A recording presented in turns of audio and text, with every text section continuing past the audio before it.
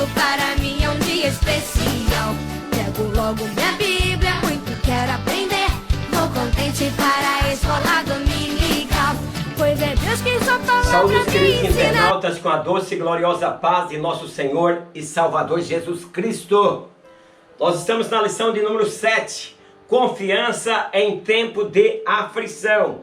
Esta lição vem realmente, meus queridos internautas, queridos alunos, a bater corretamente com o que está acontecendo nos nossos dias. Nós estamos vivendo em tempo de aflição, aonde não estamos podendo congregar, e eu gostaria que vocês ficassem comigo, assistissem comigo à escola dominical, pois você pode escolher o dia, a hora que você pode estar descansado ou estar sem fazer alguma coisa, para você meditar nessas lições interessantes que nós estamos estudando, que são os salmos, uma referência para a vida de oração e adoração do cristão. Então há essa oportunidade aí, que você na sua casa não fique sem a escola dominical. Eu gostaria que vocês se inscrevessem no meu canal, isso é muito importante.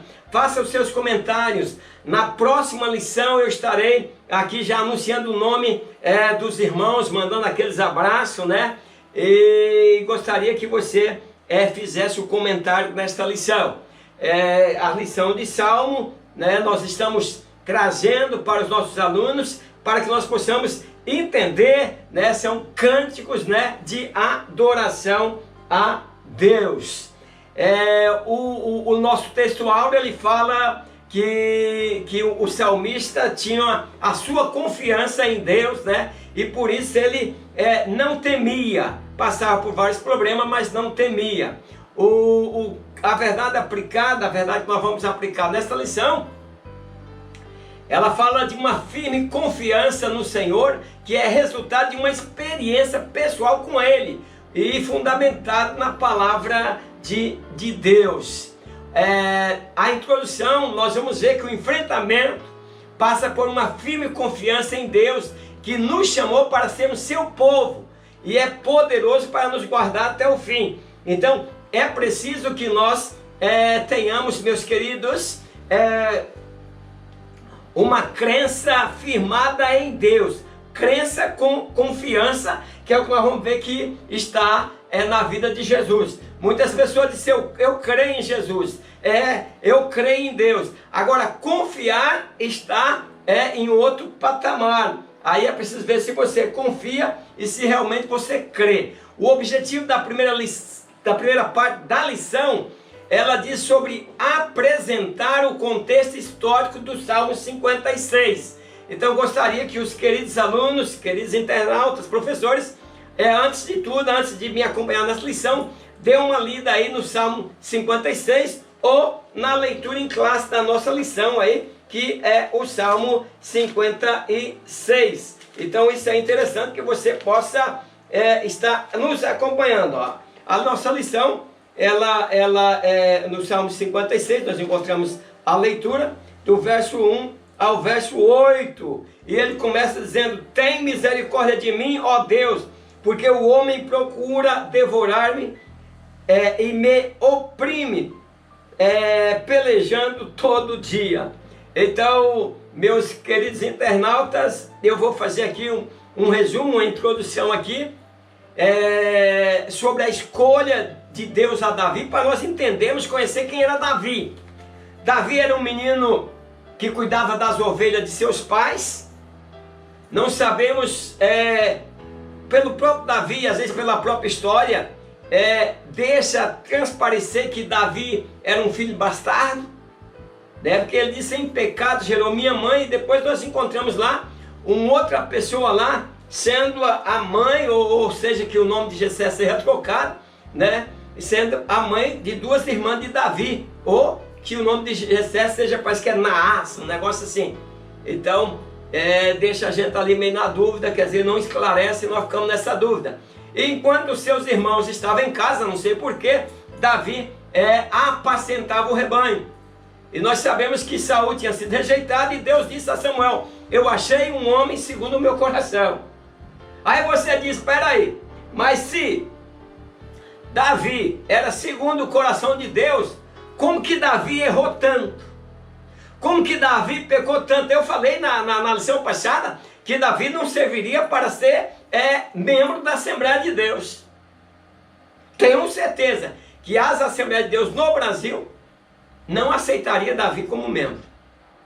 E a Bíblia, no entanto, a Bíblia diz que Davi era o homem segundo o coração de Deus. Meus queridos, aqui não está falando de perfeição, eu quero que você entenda. Não está falando que Davi era um homem perfeito. É o que nós estamos estudando na lição.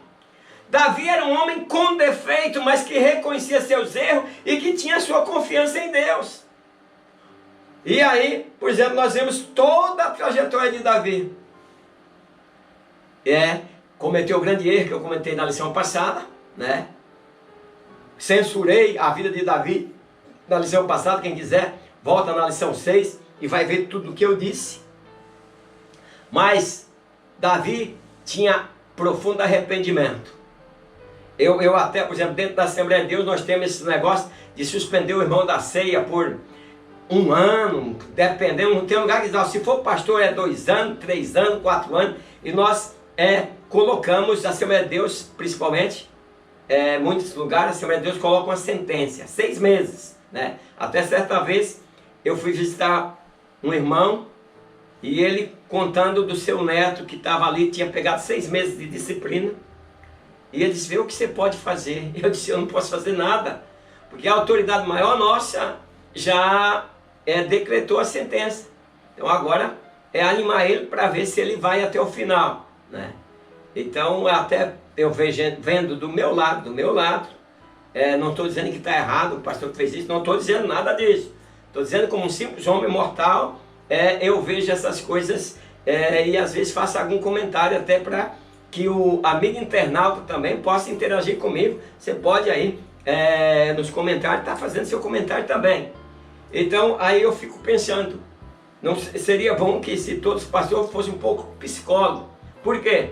Porque quando alguém errasse contra a doutrina da igreja e fosse conversar com o pastor realmente poderia identificar se ele realmente estava arrependido. Porque Deus conhece o coração. Nós veja que eu falei de quando o profeta, né, Natan, foi levar a mensagem para Davi. E quando ele concluiu toda aquela parábola, ele disse, esse homem és tu. E Davi se arrependeu profundamente. E o que Deus quer de nós?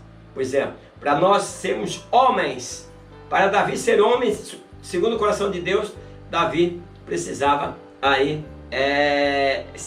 ser o homem que ele era. Tinha facilidade de reconhecer Deus e se arrependia com facilidade. O contexto histórico, vamos ver o primeiro contexto histórico, que é o 1.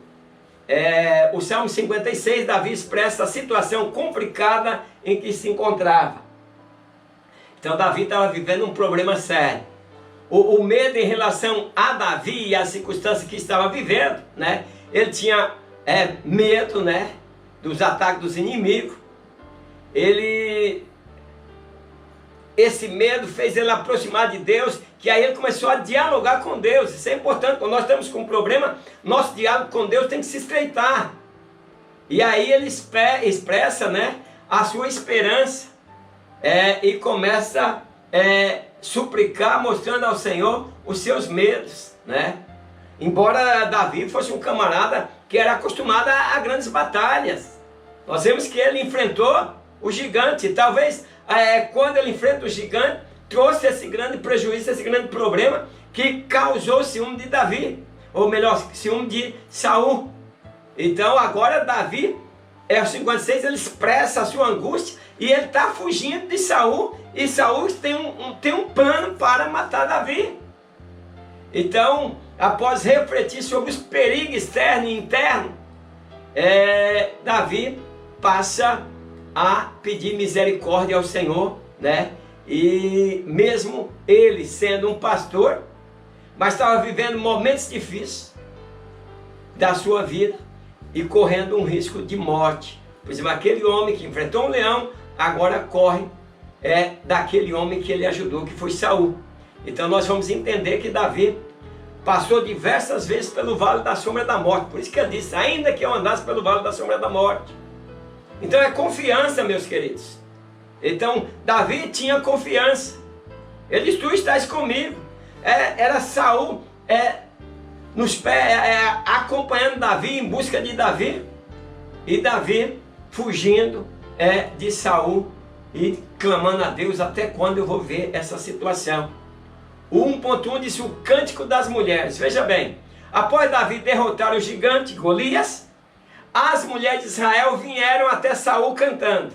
Esse é o problema que nós temos.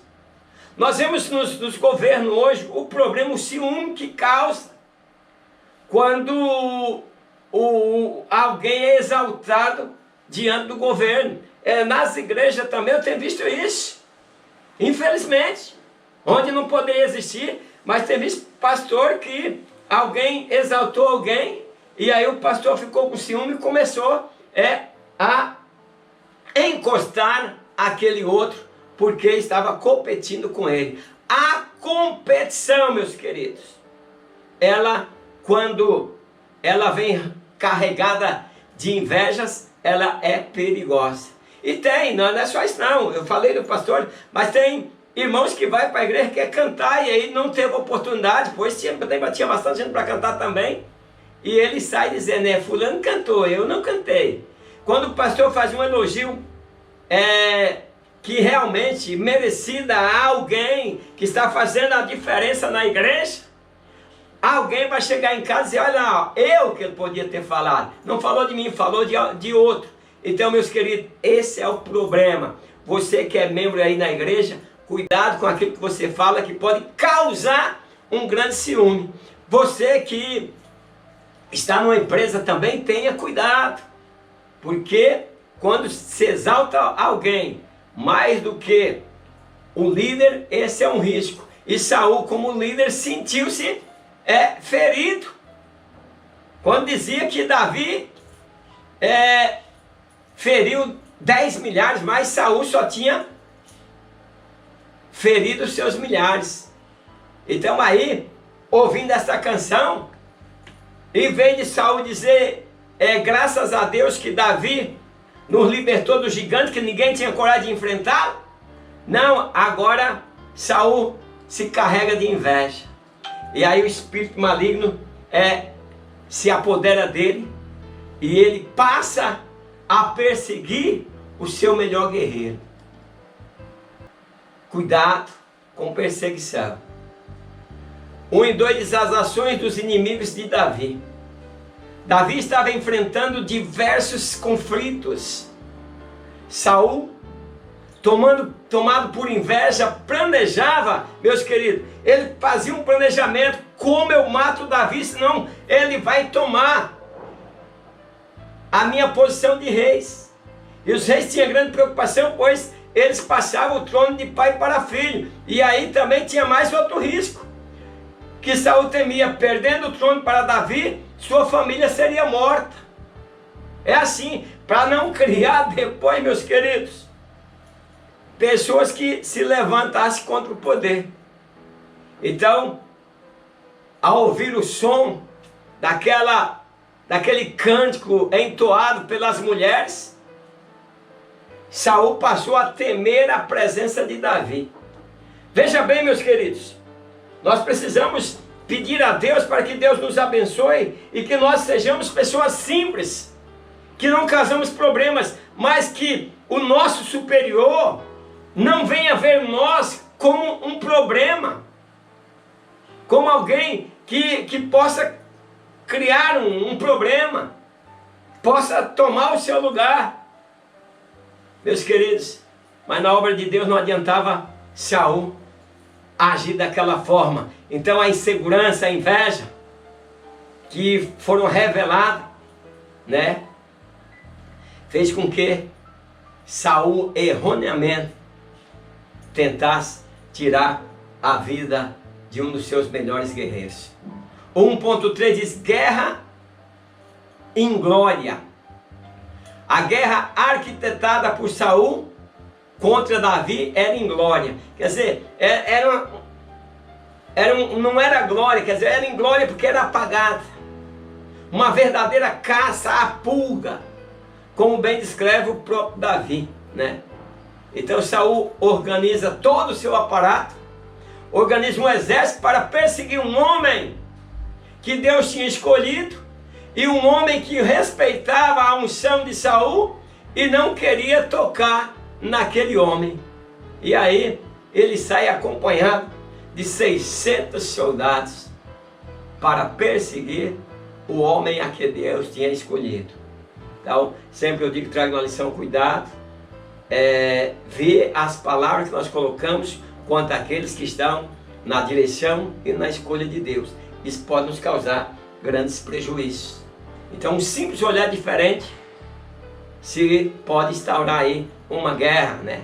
E porque nós vemos que foi uma pequena canção que criou todo esse problema que Saul arruma um exército agora para enfrentar o homem a quem Deus tinha escolhido.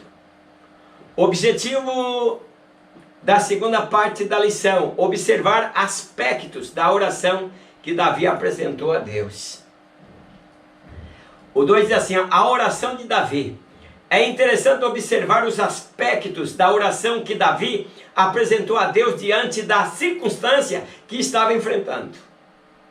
Olha, meus queridos internautas, pessoas do Brasil, pessoas que estiver me acompanhando aí em outros países, é interessante que nós possamos colocar as palavras certas na nossa oração a Deus diante do enfrentamento que está diante de nós, diante das oposições, diante do problema que se levantou contra nós.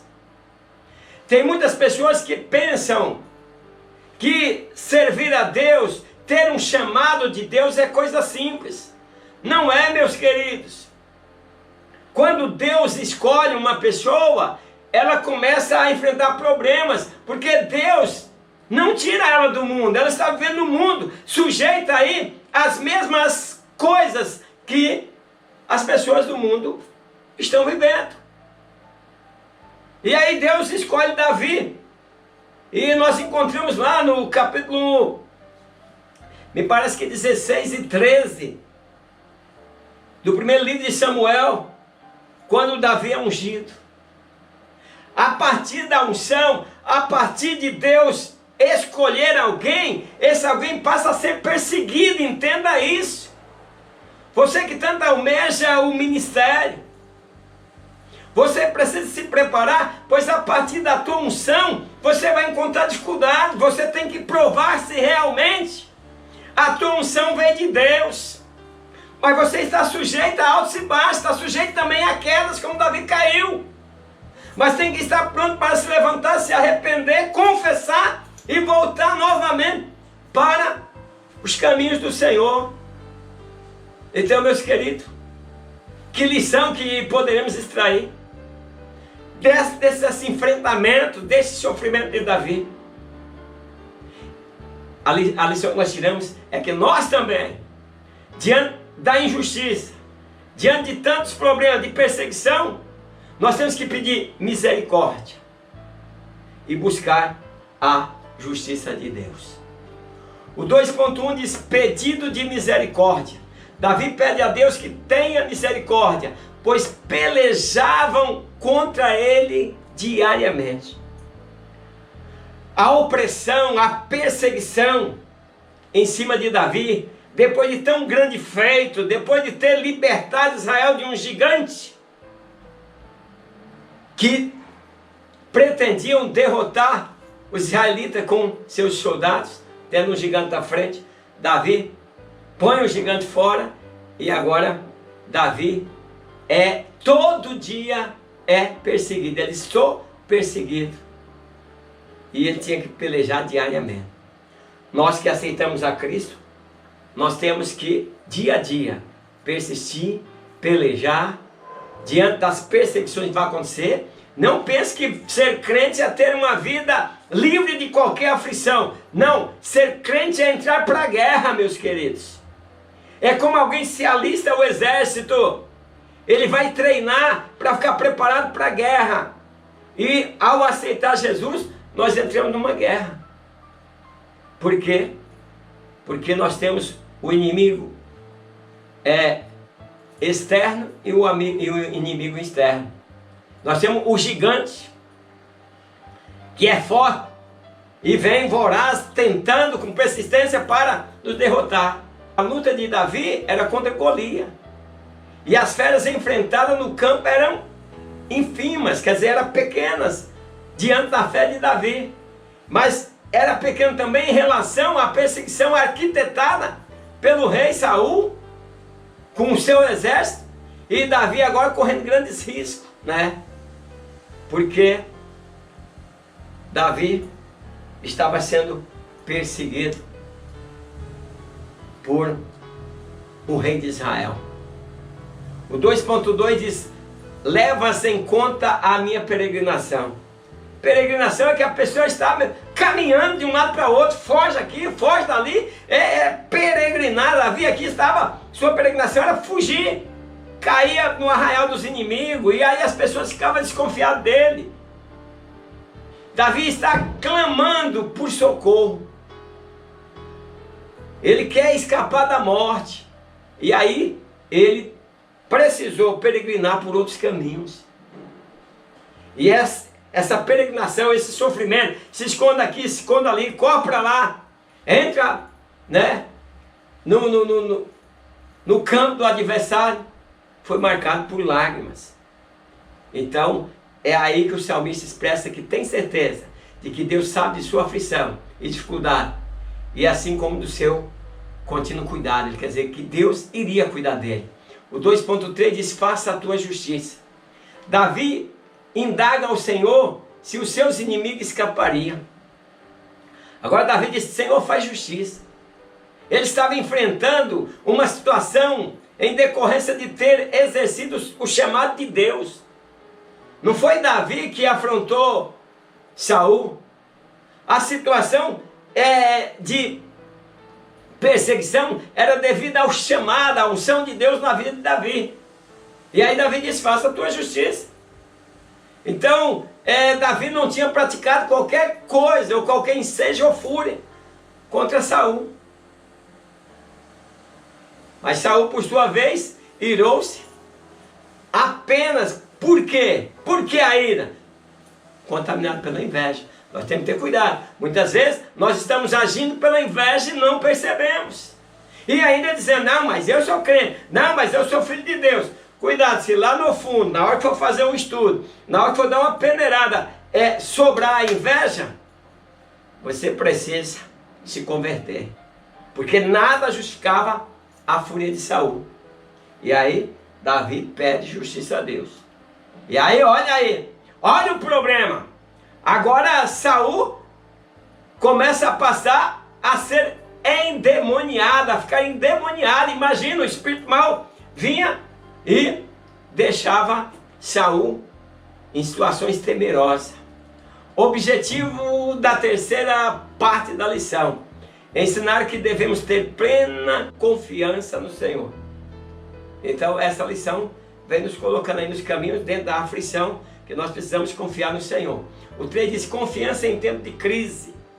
Ao escrever esse salmo, Davi demonstrou atitudes que revelam a confiança no Senhor em tempos difíceis. Nós estamos vivendo em tempos difíceis, cada um diz uma coisa, mas nós precisamos estar pautados na palavra de Deus e estar firme, olhando para o céu, de onde nos virá o socorro. Então a confiança, ela é pressuposto da oração. Ao dobrar os joelhos diante da face de Deus, é preciso que nós façamos isso com fé. Não seja uma oração rotineira, não sejam as palavras rotineiras, mas palavras que saem do nosso coração, para que Deus entenda a nossa aflição e a nossa necessidade e venha agir em nosso favor. O 3:1 diz: louvor à palavra de Deus. O salmista declara que em Deus louvaria a sua palavra, que é o Salmo 56, verso 4. Então, meus queridos, em tempo de aflição, cantar louvor ao Senhor não é fácil, há uma batida. Então, mas por mais difícil que fosse o momento em que Davi estava vivendo, ele tinha certeza da fidelidade de Deus, que cumpriria as suas promessas. Ele estava vivendo um paradoxo. Quer dizer, ele estava vivendo uma falta de lógica. Ele, servindo ao Senhor, o rei que foi colocado por Deus no trono, perseguindo ao Davi, que não deveria perseguir. Quer dizer, era um paradoxo aí, era uma falta de lógica. De um lado as ameaças e os planos de seu inimigo, né, para matá-lo. Do outro as promessas de Deus. Então era preciso fazer uma escolha. Entregar-se à desesperança ou confiar na palavra de Deus.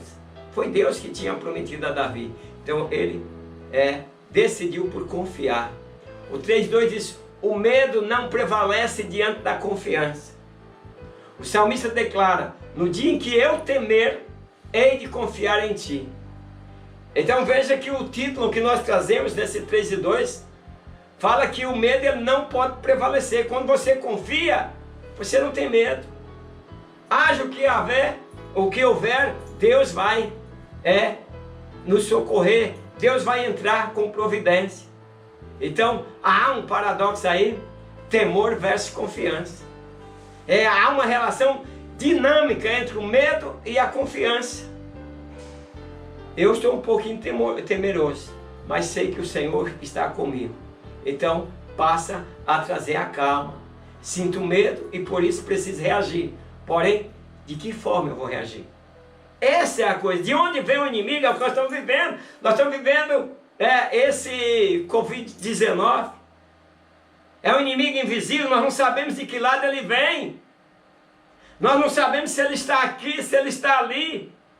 E aí nós não sabemos como reagir. Então agora nós olhamos para o céu e dizemos: Senhor, Tu prometeu que praga nenhuma chegaria à nossa tenda. Nós precisamos viver a confiança. Eu fico preocupado. Senhor, não deixa esse coronavírus atingir a vida dos Teus servos. A vida daqueles que confessam, que pregam o Teu Evangelho e que realmente nasceram de novo e pertencem a Ti. Para que a Tua palavra não seja escarnecida. Eu oro desta forma. Eu digo: Senhor, não me deixa... não deixe que esse vírus nem passe perto de mim. Porque senão eu sou ser humano, mas eu vou ficar mais: Senhor, Tu disseste que praga nenhuma chegaria à minha tenda. E agora, Senhor? Mas, meus queridos, nós vivemos num mundo contaminado, está contaminado.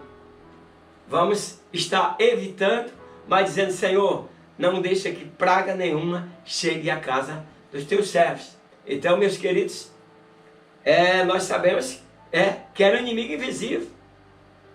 E esses inimigos levam as pessoas à depressão. Nós temos pessoas fechadas em casa entrando em depressão, crianças em pânico por causa dessa mídia, principalmente essa Rede Globo, que tem sido uma miséria para o país.